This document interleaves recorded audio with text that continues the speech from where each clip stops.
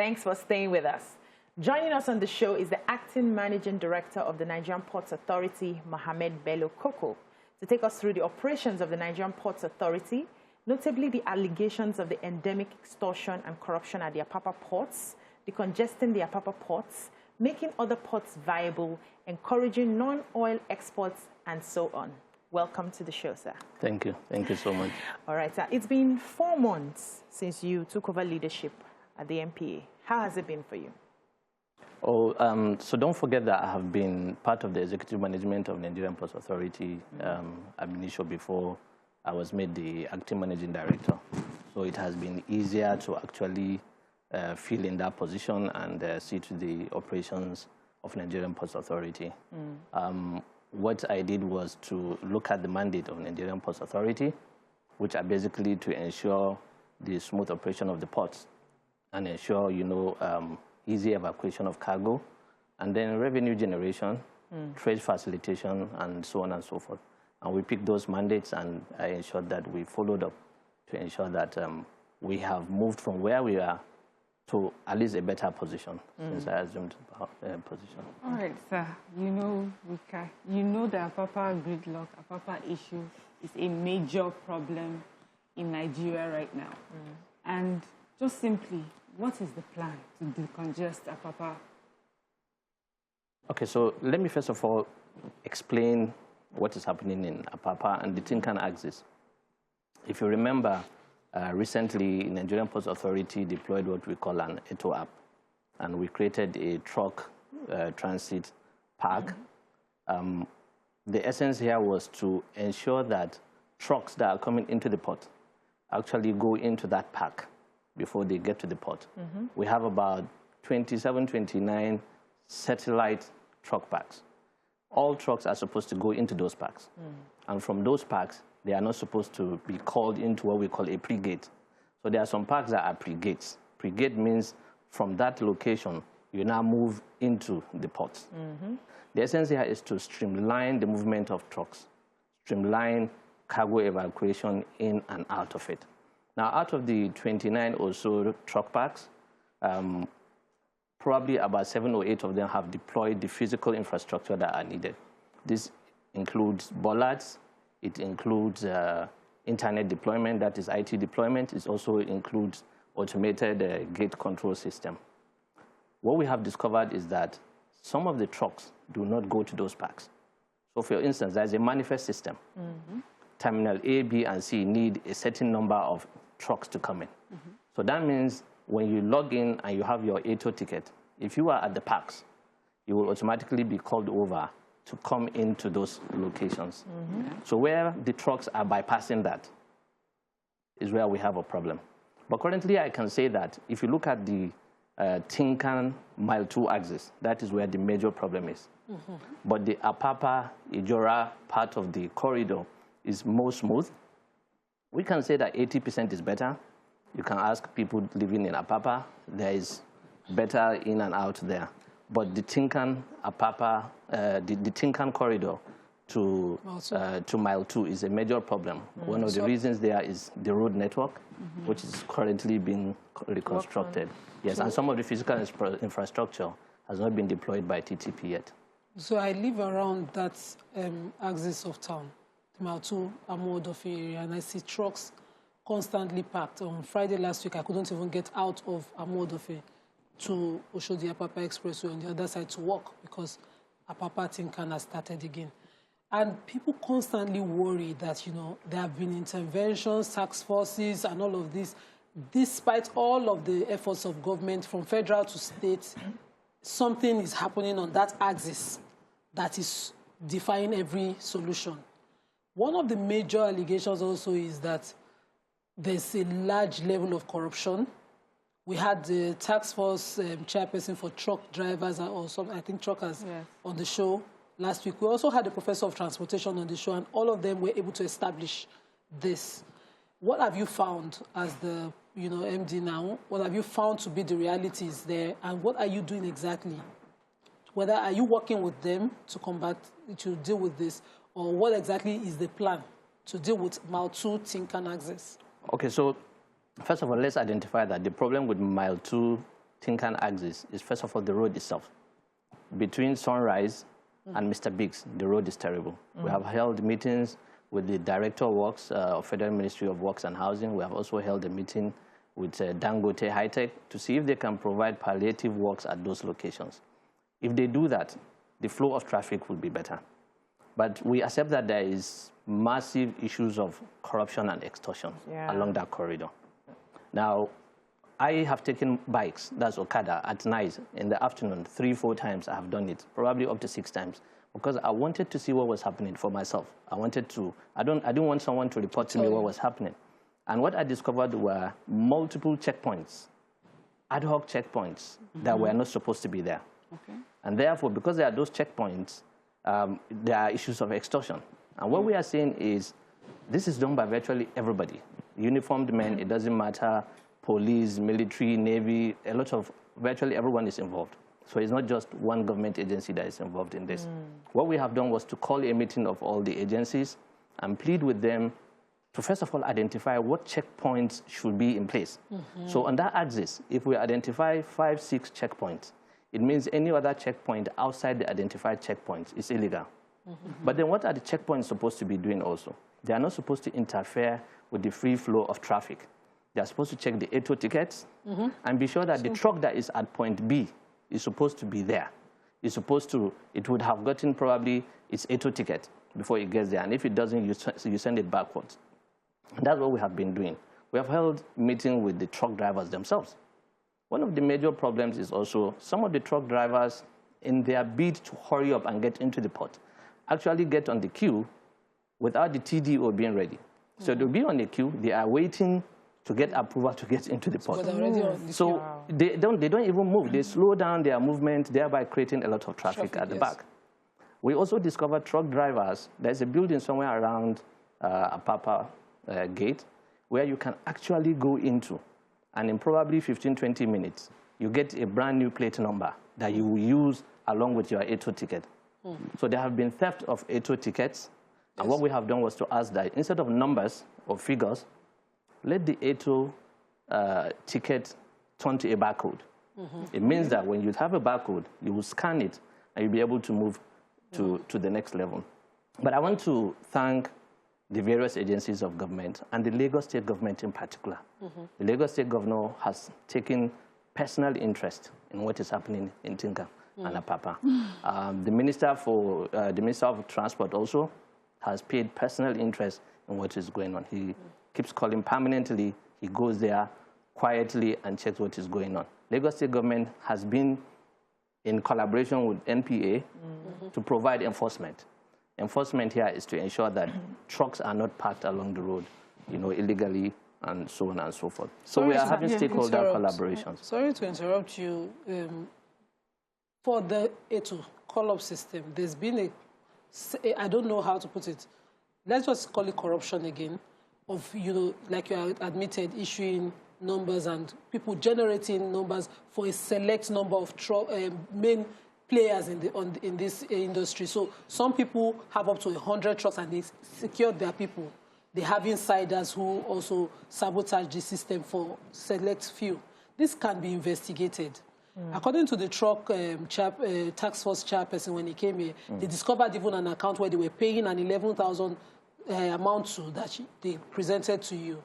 All these have been investigated. Can there be consequences within that system? Can people with names be mentioned and punished to deter continuity? Okay, so let me first of all comment on what you just said. The accounts that we're talking about, so the ATO system is made like this. You are supposed to, as an importer, first of all, you, the truck owner, you are supposed to register. We have over 80,000 trucks registered on ATO platform. We created and ensured that there should be a minimum safety standard for these trucks. But out of the 80,000, probably only 16,000 have met the minimum safety standard.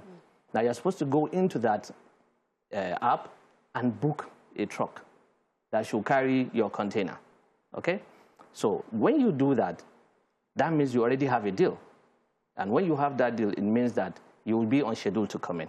You will be manifested. That means there is a manifest on who should come in and who should not come in. Now, we discovered that the truck drivers are not able to use the app themselves.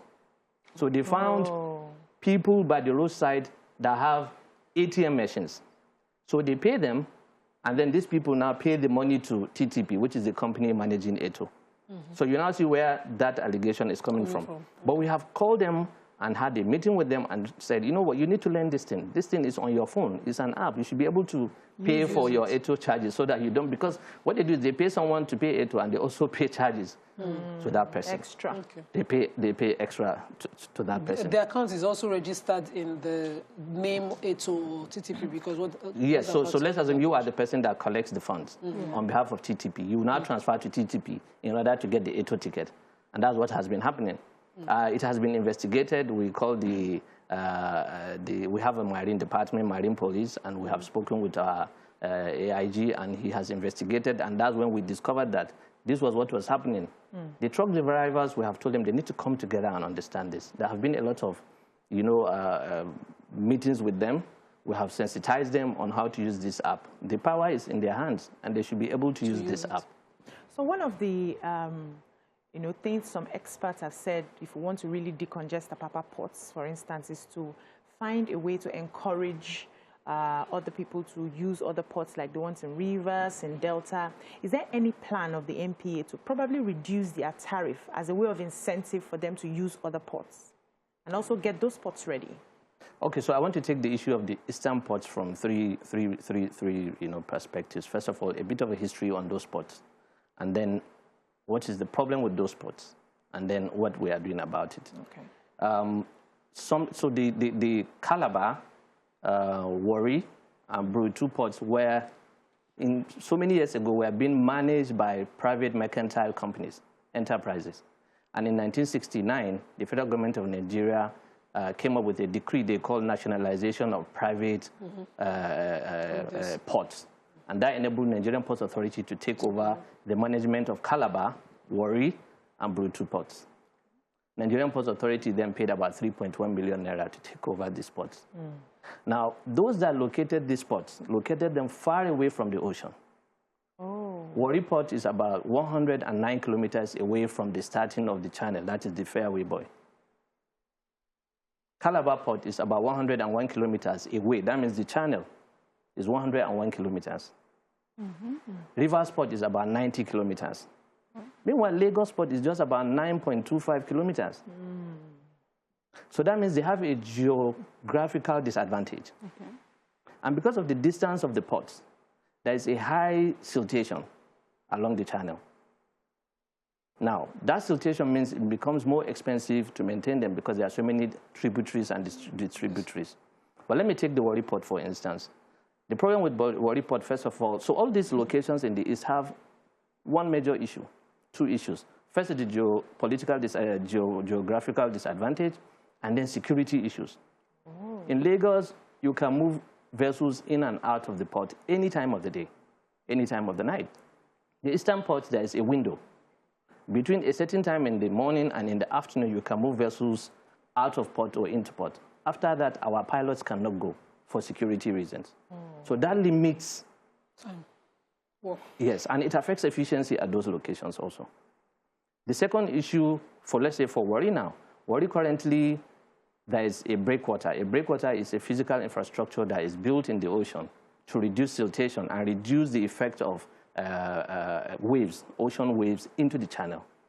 That physical infrastructure is about 8.5 kilometers long, and it collapsed probably 9-10 years ago. It has not been rebuilt.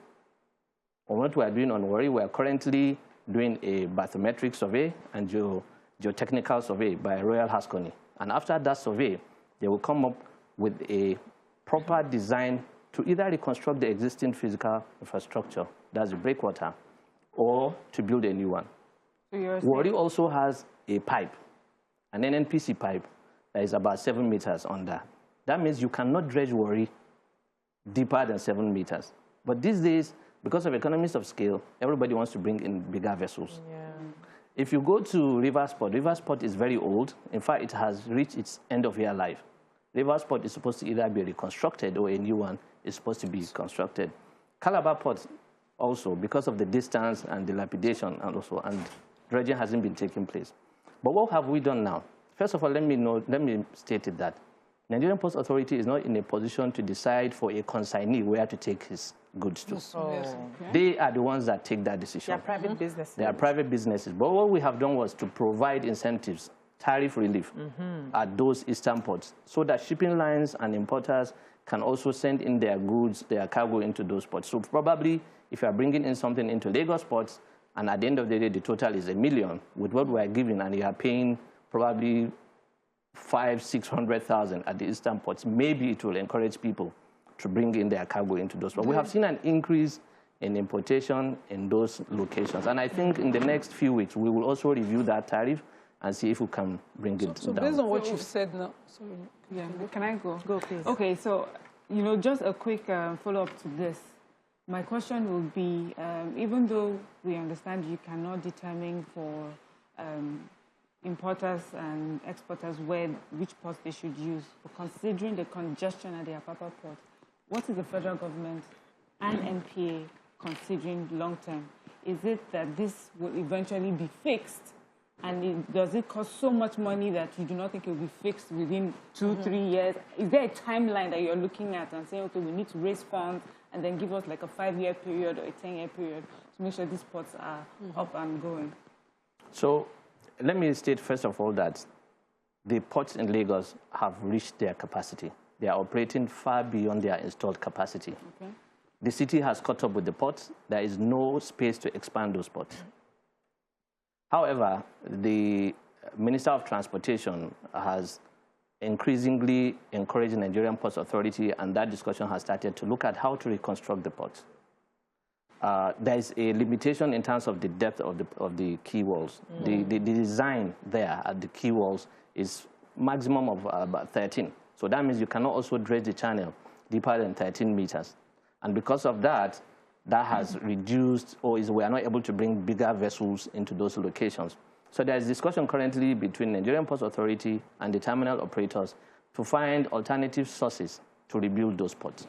Now, rebuilding is not just the physical infrastructure, the IT system, the equipment. Currently, there is no port in Nigeria that has a ship-to-ship crane, whereby you pick a container, you understand. Yeah, so you understand. So we are ensuring that that is being done. And we are also looking for, we have started discussion with other multilateral financial agencies that are likely to provide funding for development of these ports.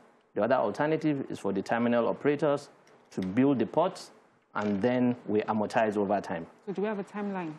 So this has already started, and we believe that in the next 2 years maximum, these ports should have been reconstructed. But don't also forget, finally, the Lekki Deep Sea Port will come on stream next year. That is going to be a game changer. It's going to have a minimum draft of 16.5 meters, which no port location has in Nigeria. It's going to bring in a lot of trade into the country. Currently, we have a lot of ship-to-ship businesses offshore in neighboring countries, and we believe Lekki Deep Sea Port will take over that business. All right, the Badagry Port too is going to come on stream. So these are the plans. All right. Let's take a breather now. When we come back, this conversation continues. Thanks for staying with us. Miriam had a question. Yes. Follow up on what you just said. As exciting as it is to have a new port in the Lekki area and the impact it will have on our economy, I'm sure the residents of Lekki are listening and thinking, so what is happening to the residents in Apapa will be brought to our area. What is the plan to make sure that this does not cause the chaos in Lekki that's causing right now in Apapa? So the difference between Lekki and the ports in Tinkan and Apapa is already there is a plan in terms of development of the road network in that area. Don't forget, Lekki is owned by a private investor, Lagos State government, and then the federal government represented by Nigerian Ports Authority. And then I know that there is already a plan to design a rail system that will terminate at the port. That will help in evacuation of cargo. So the problem you have here in Tinkan and Apapa is because it's a very old location that has not been any proper town planning. But there's a proper town planning, and I know that the Lagos State government is very serious about developing the road network there. The cargo doesn't need to come into town. I was made to understand that it's a road they could take into Shagamu and so on and so forth. So that's not going to happen. We held a meeting with Lekki Deep Sea Port about 2 weeks ago, and it was one of the issues that was discussed and was addressed. And the Lagos State governor is very keen in ensuring that the road network in Lekki is resolved. Quickly, what happened to Ikorodu Port? I think it was abandoned. I need clarity on that. And also, if there are private investors collaborating with government on all tiers in Lagos, what is the problem with Akeredolu's proposed deep-sea port in Ondo, which will, of course, take care of large traffic on roads heading towards, the southeast? Okay, so let me take the issue of the port in the Ikorodu. Ikorodu wasn't abandoned. Ikorodu is a lighter terminal. That means big vessels cannot come there. There is a limitation in terms of the draft. But it was now designated to be a location for overtime cargo. And overtime cargo, let's just assume any cargo that has spent more than 90 days at the port is supposed to be taken to Ikorodu, or is supposed to be declared by the terminal operator and then taken to Ikorodu. But Ikorodu is currently filled up. We have probably over 3,000 or 4,000 containers in Ikorodu. It didn't start now. The issue of congestion in Ikorodu itself has been there for so long, probably for more than 10 years. We have written to the CG Customs, and we appreciate the efforts it's making in auctioning the containers currently in Ikorodu. I also know that there are over 1,000 vehicles in Ikorodu. So we need those to be auctioned up for us to also take out the overtime cargo that are currently at various port locations into Ikorodu.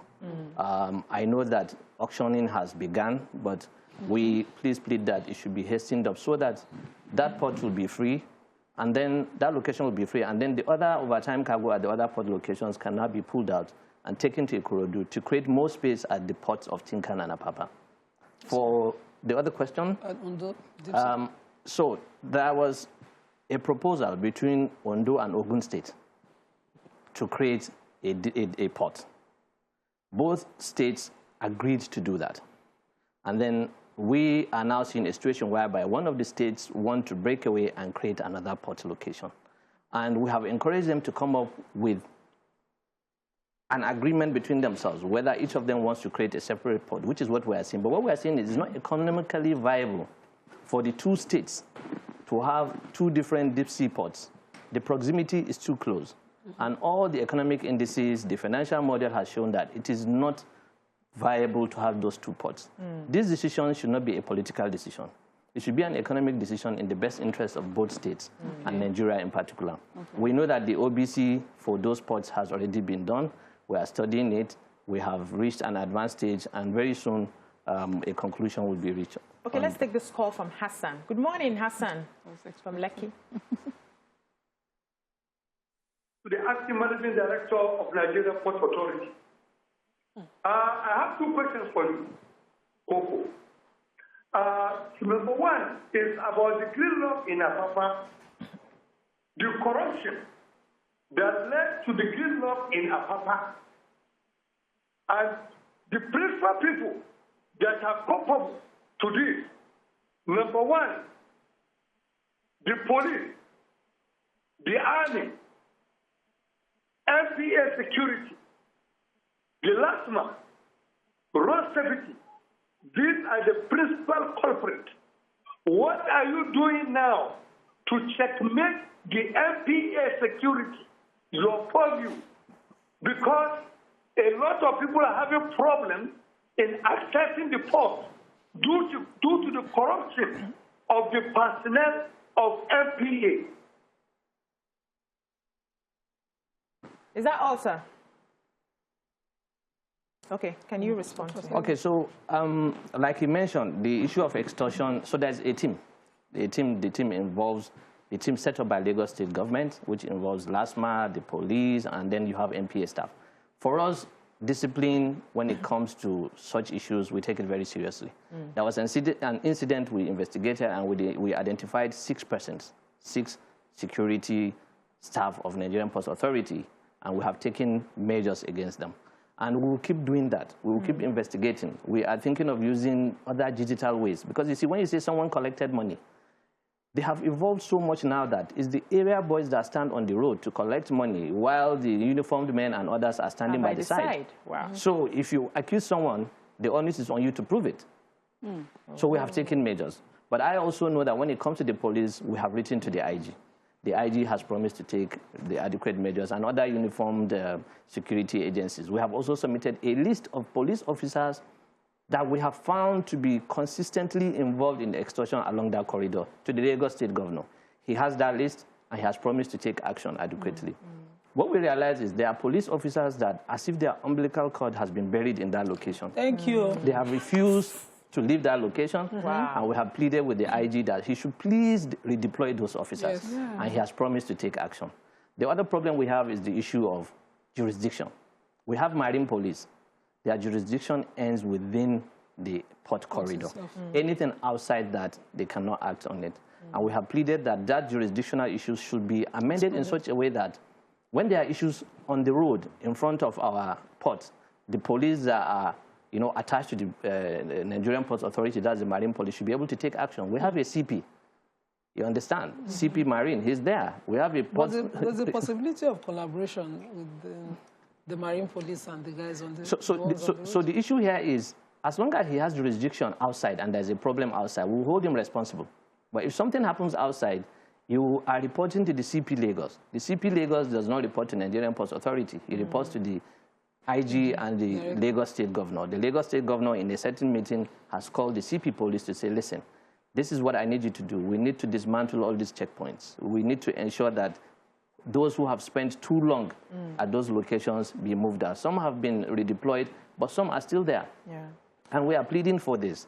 The extortion in that corridor is massive, and it's ad hoc. You just wake up and you see 20, 30 checkpoints along that corridor instead of 3 or 4 or 5. All right, sir. Let me ask you how long it takes to process export of goods outside the country.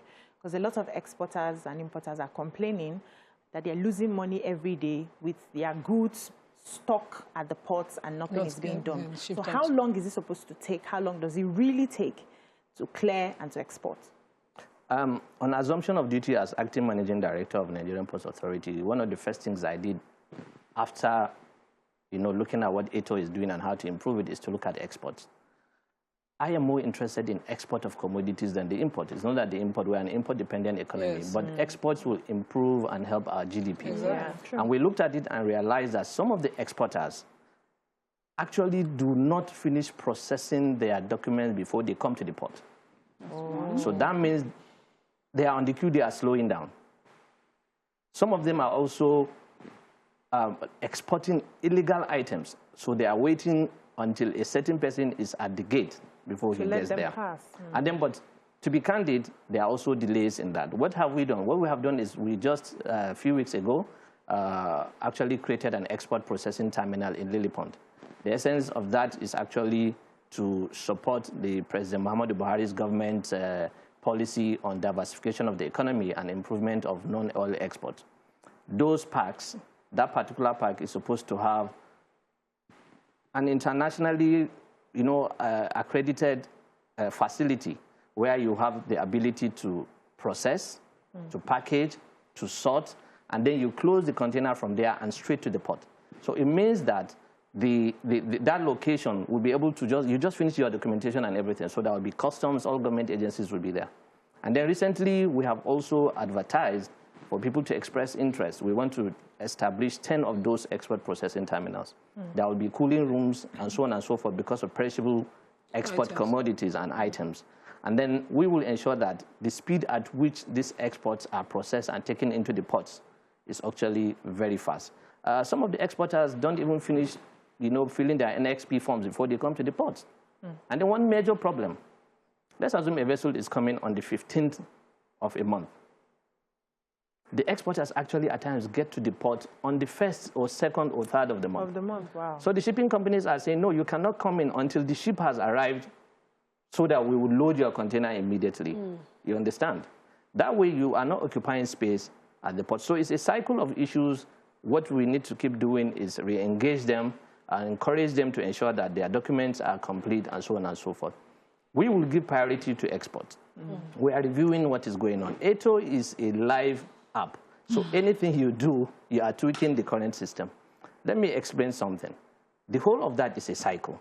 So in that cycle, you have the truckers, you have the importers, you have the exporters, you have the community living around Tinkan and Apapa. Anything you tweak can actually affect the whole cycle. So you need to be careful how you are amending these things. And gradually we are amending it. We are coming up with policies that will ensure that when they call it reverse booking, we are going to test run it. When a truck goes into the port to drop container, you should be able to book a deal to pick out a container so it doesn't out come of out the port. empty. So it doesn't come out empty. So that will reduce all that. Let me finally say this, please. ATO, that was truck in and out of about 21,570 trucks in May. By last month, what we had was about 53,640 trucks in and out. That shows a tremendous increase in the number of trucks that are going in and out of the port. Can we do better? Yes, we can actually double that. You understand? And we are working on that. Okay. So recently, there's an MOU signed with Nigeria and Cote d'Ivoire on port operation. Of what significance is that?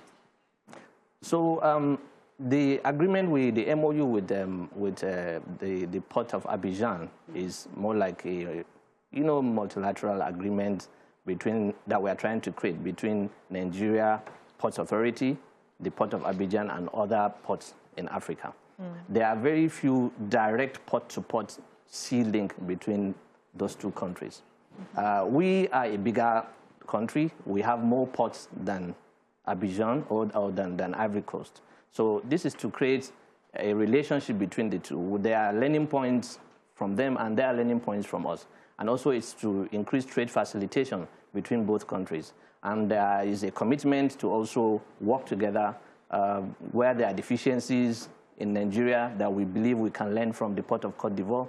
We will go and learn it and bring it back here, and vice versa also. And so that's the essence of that MOU that we have with them.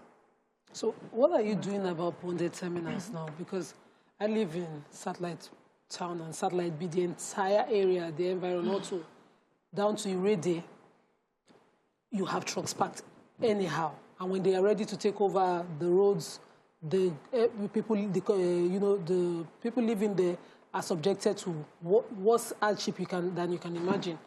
I live there. I live through it. That's my reality. What exactly do you plan to do? What's the regulation for them? Why are we trying to decongest Apapa and then they're congesting Old Ojo roads? And the state of the road, who is speaking for that area? What exactly is happening? I cannot speak about the state of the road there. That is actually outside my pay grade. Let me use that word. But for the bonded terminals, some of them actually have badge licenses also. And we are encouraging them to use badges. That is one of the things we have introduced to reduce congestion in all the port locations. And we are really, really encouraged to see the amount of cargo that is being moved by those through the cargo. So we are looking at what the activities of the bonded terminals.